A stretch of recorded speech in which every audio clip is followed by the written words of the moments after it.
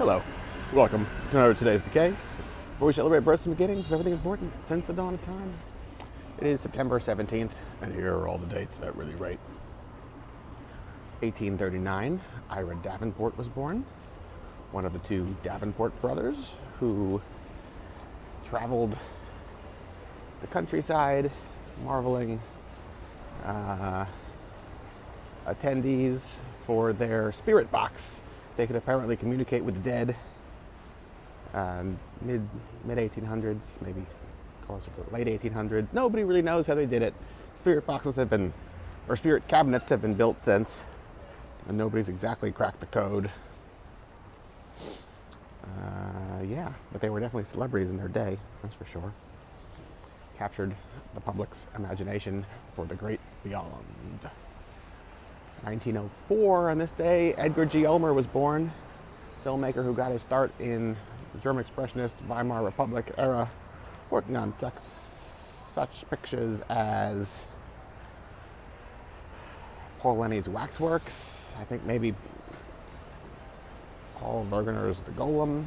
Eventually emigrated to America, where he made one of the best Universal monster classic films. It's not monster per se, but it's still in the horror cycle. The Black Cat, featuring none other than Boris Karloff in a Devil's Peak pompadour hairdo, and Bela Lugosi as the hero. It's a great movie, really haunting. Something you can kind of watch over and over and over again. It's like an Art Deco haunted house design. And at around this time, he fell in love with this film producer or film executive's wife. They fell in love with each other, I should say. And it was told to him in no uncertain terms, leave her alone or you're never going to work in this town again. So the two of them packed up and moved to New York and never worked in Hollywood again, but were very happy and worked in low-budget films, including such wonderful pictures as Detour. Excellent film noir. Well done, Edgar. 1926, on this day, Curtis Harrington was born, also a filmmaker, involved with the pre-Anton LaVey occult world of the West Coast in the 30s, 40s, and 50s, with Jack Parsons and Marjorie Cameron, Corey Ackerman, and more.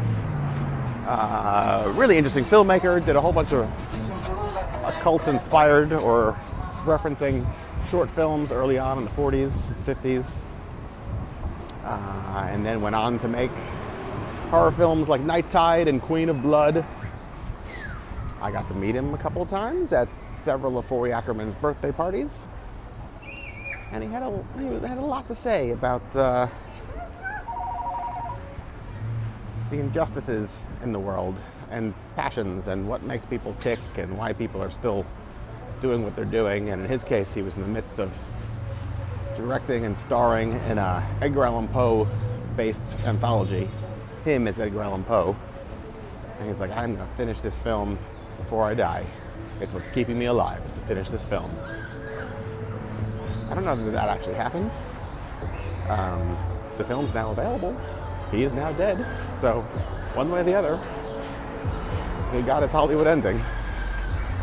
1951, on this day, Cassandra Peterson was born. Elvira fame, which I said it before, I'll say it again. If you haven't read the new book, Glamour Ghoul, by Mila Nurmi's niece, it's very nice. Mila Nurmi's niece is very nice. Or at least the book is. At least the book is. So, yeah, there you go. That's my big talk on Elvira. Read Glamour Ghoul.